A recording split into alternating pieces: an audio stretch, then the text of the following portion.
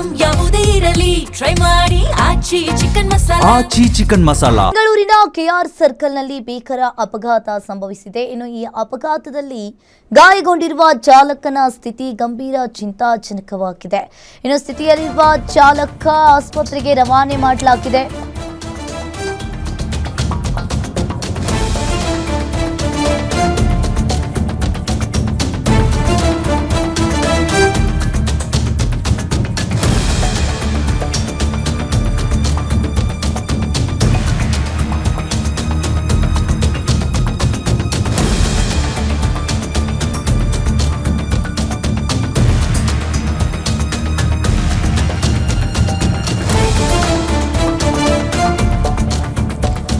ಬೆಂಗಳೂರಿನ ಕೆಆರ್ ಸರ್ಕಲ್ನಲ್ಲಿ ಭೀಕರ ಅಪಘಾತ ಸಂಭವಿಸಿದೆ. ಇನ್ನು ಈ ಅಪಘಾತದಲ್ಲಿ ಗಾಯಗೊಂಡಿರುವ ಚಾಲಕನ ಸ್ಥಿತಿ ಗಂಭೀರವಾಗಿರುವಂತದ್ದು. ಚಿಂತಾಜನಕ ಸ್ಥಿತಿಯಲ್ಲಿರುವ ಚಾಲಕ ಆಸ್ಪತ್ರೆಗೆ ರವಾನೆ ಮಾಡಲಾಗಿದೆ. ಇನ್ನು ಸೈಂಟ್ ಮಾರ್ಥಾಸ್ ಆಸ್ಪತ್ರೆಯಲ್ಲಿ ಚಾಲಕ ಅಭಿಷೇಕ್ಗೆ ಚಿಕಿತ್ಸೆಯನ್ನ ನೀಡಲಾಗ್ತಾ ಇದೆ. ಸಿಗ್ನಲ್ನಲ್ಲಿ ನಿಂತಿದ್ದ ಬಸ್ಗೆ ಗೊತ್ತಿದ್ದ ಇನ್ನೊಂದು ಬಸ್ಸು ಮೆಜೆಸ್ಟಿಕ್ನಿಂದ ಅತ್ತಿಬೆಲೆ ಕಡೆಗೆ ಹೊರಟಿದ್ದಾಗ ಈ ಅಪಘಾತ ಸಂಭವಿಸಿದೆ ಅನ್ನೋದು ಗೊತ್ತಾಗ್ತಾ ಇದೆ. ಡಿಕ್ಕಿ ರಭಸಕ್ಕೆ ಸಂಪೂರ್ಣವಾಗಿ ಬಿಎಂಟಿಸಿ ಬಸ್ ನಜ್ಜುಗುಜ್ಜಾಗಿದೆ. ಇನ್ನು ಬೆಂಗಳೂರಿನ ಕೆಆರ್ ಸರ್ಕಲ್ನಲ್ಲಿ ಭೀಕರ ಅಪಘಾತ ಸಂಭವಿಸಿದೆ. ಇನ್ನು ಮೆಜೆಸ್ಟಿಕ್ನಿಂದ ಅತ್ತಿಬೆಲೆ ಕಡೆಗೆ ಹೊರಟಿದ್ದಾಗ ಈ ಅಪಘಾತ ಸಂಭವಿಸಿದೆ ಅನ್ನೋದು ಗೊತ್ತಾಗ್ತಾ ಇದೆ. ಇನ್ನು ಈಗಾಗಲೇ ಅಪಘಾತದಲ್ಲಿ ಗಾಯಗೊಂಡಿರುವ ಚಾಲಕನ ಸ್ಥಿತಿಯು ಕೂಡ ಗಂಭೀರವಾಗಿರುವಂತದ್ದು. ಸೈಂಟ್ ಮಾರ್ಥಾಸ್ ಆಸ್ಪತ್ರೆಯಲ್ಲಿ ಚಾಲಕ ಅಭಿಷೇಕ್ಗೆ ಚಿಕಿತ್ಸೆಯನ್ನ ಕೂಡ ನೀಡಲಾಗ್ತಾ ಇದೆ.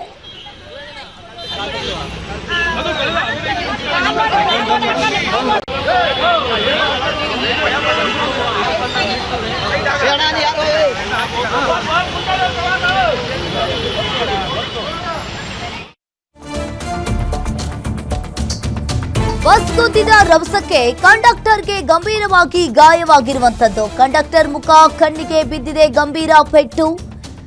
ಇನ್ನು ಕಂಡಕ್ಟರ್ ಮುಖದಿಂದ ಸುರಿಯುತ್ತಿದ್ದ ರಕ್ತ. ಹೊರಗೆ ಬಂದು ನರಳುತ್ತಾ ಕುಳಿತಿದ್ದ ಕಂಡಕ್ಟರ್. ಇನ್ನು ಬಸ್ನ ಮುಂದಿನ ಸೀಟ್ಗಳಲ್ಲಿ ಕುಳಿತಿದ್ದವರಿಗೂ ಕೂಡ ಗಂಭೀರವಾಗಿ ಗಾಯಗಳಾಗಿದ್ದಾವೆ. ಡಿಕ್ಕಿ ರಭಸಕ್ಕೆ ಮುರಿದ ಮಹಿಳೆಯ ಹಲ್ಲುಗಳು.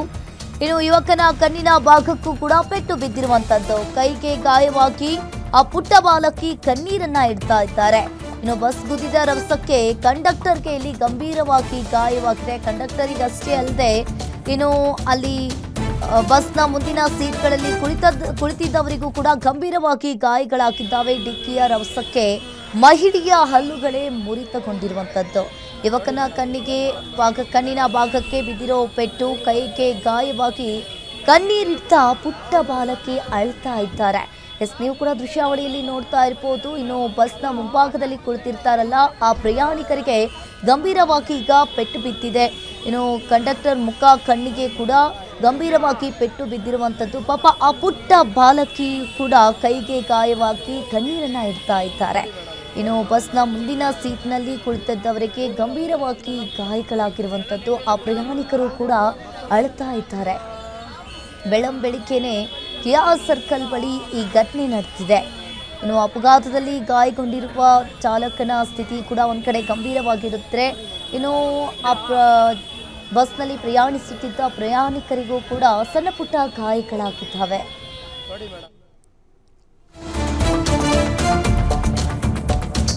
ಇನ್ನು ಡಿಕ್ಕಿ ರಭಸಕ್ಕೆ ಬಸ್ನಲ್ಲಿ ಸಿಲುಕಿದ್ದ ಮಹಿಳೆಯನ್ನ ರಕ್ಷಣೆ ಮಾಡಲಾಗಿದೆ. ಮಹಿಳೆಯನ್ನ ಸುರಕ್ಷಿತವಾಗಿ ಹೊರತೆಗೆದಿದ್ದಾರೆ ಸಿಬ್ಬಂದಿ.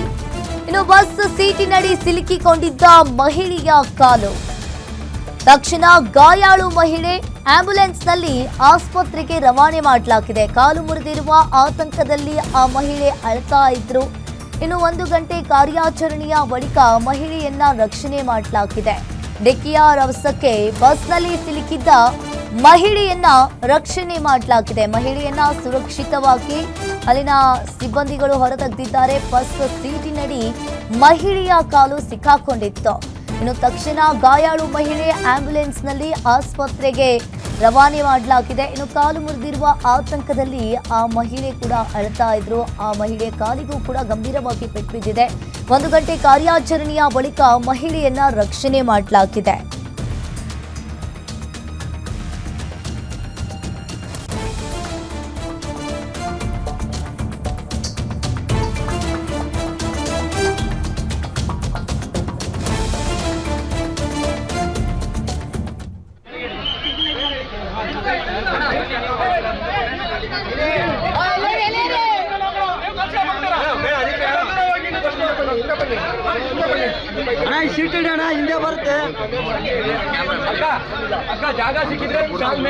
ಬೆಳಗ್ಗೆ ಸುಮಾರು 8 ಗಂಟೆ ಸಮಯದಲ್ಲಿ ಈ ಶೇಷಾದ್ರಿ ರಸ್ತೆಯಲ್ಲಿ ಬರ್ತಿರುವಂತಹ 2 ಬಿಎಂಟಿಸಿ ಬಸ್ಸುಗಳ ನಡುವೆ ಡಿಕ್ಕಿಯಾಗಿದೆ. ಇದರಲ್ಲಿ ಮೇಲ್ನೋಟಕ್ಕೆ ಕಾಣ್ತಾ ಇರೋದು ಮುಂದಿರುವಂತಹ ಬಸ್ಸು ಸಿಗ್ನಲ್ ಅನ್ನ ಕಂಡು ನಿಲ್ಲಿಸುವಂತ ಸಂದರ್ಭದಲ್ಲಿ ಹಿಂದಿಂದ ಇದ್ದಂತಹ ಒಂದು ಬಸ್ಸು ಫಾಸ್ಟ್ ಆಗಿ ಬಂದು ಅದಕ್ಕೆ ಹಿಂದಿಂದ ಹೊಡೆದಿದೆ. ಈ ಸಂದರ್ಭದಲ್ಲಿ ಹಿಂದಿನ ಬಸ್ ಅಲ್ಲಿರುವಂತಹ ಈಗಿನ ಮಾಹಿತಿ ಪ್ರಕಾರ ಸುಮಾರು 4 ಜನರಿಗೆ ಗಾಯಗಳಾಗಿದೆ. ಇದರಲ್ಲಿ ಡ್ರೈವರಿಗೆ ಸ್ವಲ್ಪ ಏಟ್ ಆಗಿದೆ, ಅವರು ಚಿಕಿತ್ಸೆ ಪಡಿತಾರೆ. ಆಮೇಲೆ ಒಬ್ಬ ಮಹಿಳೆಗೆ ಕಾಲಿಗೆ ಸ್ವಲ್ಪ ಗಂಭೀರ ಗಾಯ ಆಗಿದೆ, ಅವರು ಕೂಡ ಆಸ್ಪತ್ರೆಯಲ್ಲಿ ಚಿಕಿತ್ಸೆ ಪಡಿತಾ ಇದ್ದಾರೆ. ಬಾಕಿ ಗಾಡಿಗಳನ್ನ ಡ್ರೈವರಿಗೆ ತಲೆಗೆ ಏಟಾಗಿದೆ ಅಂತ ಹೇಳ್ತಾ ಇದ್ದಾರೆ, ಬಟ್ ಈಗ ಚಿಕಿತ್ಸೆ ನಡೀತಾ ಇದೆ. ಈ ಬಗ್ಗೆ ಹೆಚ್ಚಿನ ಡೀಟೇಲ್ಸ್ ಅನ್ನ ನೀಡ್ತಾರೆ senior crime reporter Ajay Kumar live ಸಂಪರ್ಕದಲ್ಲಿ ಜಾಯಿನ್ ಆಗಿದ್ದಾರೆ. ಅಜಯ್, ಇವತ್ತು ಬೆಳ್ಳಂಬೆಳಿಗ್ಗೆನೆ ಈ ಅಪಘಾತ ಸಂಭವಿಸಿರುವಂತದ್ದು, ಇನ್ನು ಗಾಯಾಳುಗಳ ಸ್ಥಿತಿ ಯಾವ ರೀತಿಯಾಗಿದೆ, ಏನಿದೆ ಇದ್ರ ಬಗ್ಗೆ ಹೆಚ್ಚಿನ ಡೀಟೇಲ್ಸ್?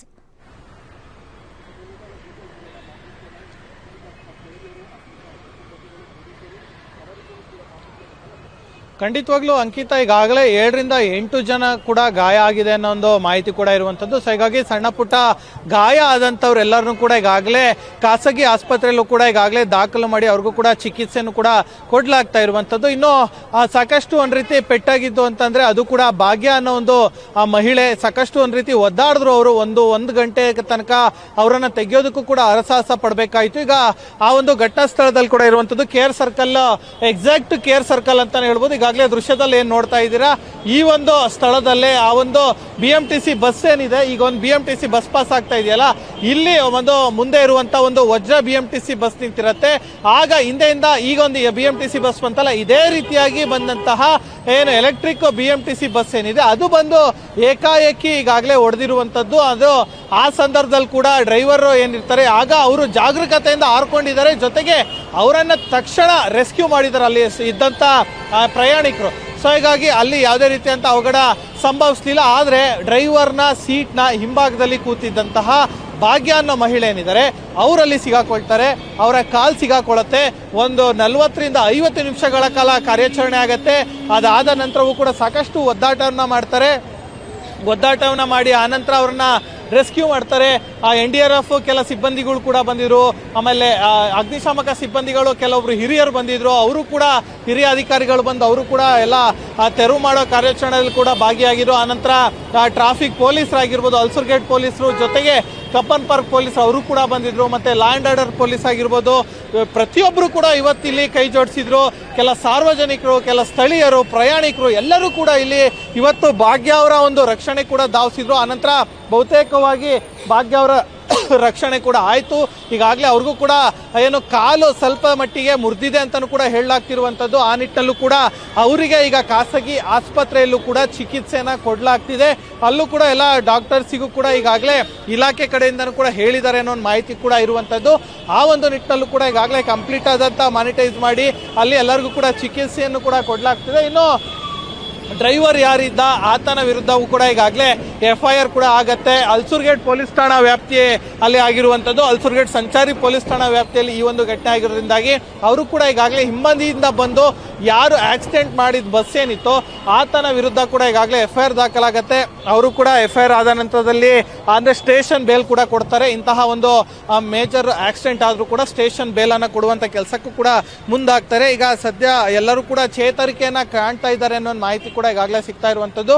ಖಾಸಗಿ ಆಸ್ಪತ್ರೆಯಲ್ಲಿ ಚಿಕಿತ್ಸೆನ ಈಗಾಗಲೇ ಕೊಡ್ತಾ ಇದ್ದಾರೆ. ಮತ್ತೆ ಕೆಲವೊಬ್ರು ಈಗಾಗಲೇ ಕುಟುಂಬಸ್ಥರೇನಿದ್ದಾರೆ ಅವರು ಕೂಡ ಈಗಾಗಲೇ ಎಲ್ಲರೂ ಕೂಡ ಏನೋ ಖಾಸಗಿ ಆಸ್ಪತ್ರೆ ಹತ್ರ ಬರ್ತಿದ್ದಾರೆ. ಮತ್ತೆ ಏನೋ ಡಾಕ್ಟರ್ಸ್ ಏನಿದ್ದಾರೆ ಅವ್ರ ಹತ್ರನೂ ಕೂಡ ಮಾಹಿತಿಗಳನ್ನು ಕೂಡ ಕೇಳ್ತಾ ಇದ್ದಾರೆ, ಯಾರು ಯಾವ ರೀತಿಯಾಗಿದ್ದಾರೆ ಅನ್ನೋದ್ರ ಬಗ್ಗೆ.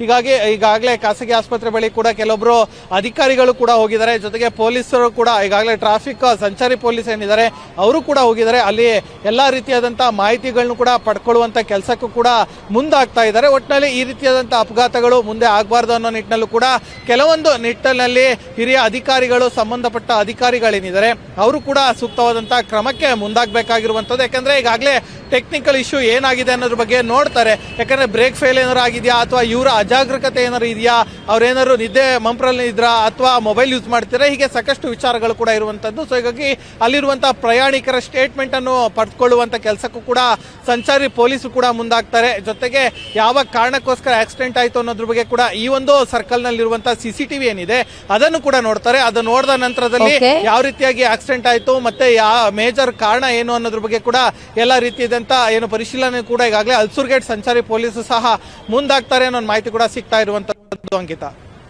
ಥ್ಯಾಂಕ್ ಯು ಅಜಯ್ ನಿಮ್ಮೆಲ್ಲ ಮಾಹಿತಿಗೆ.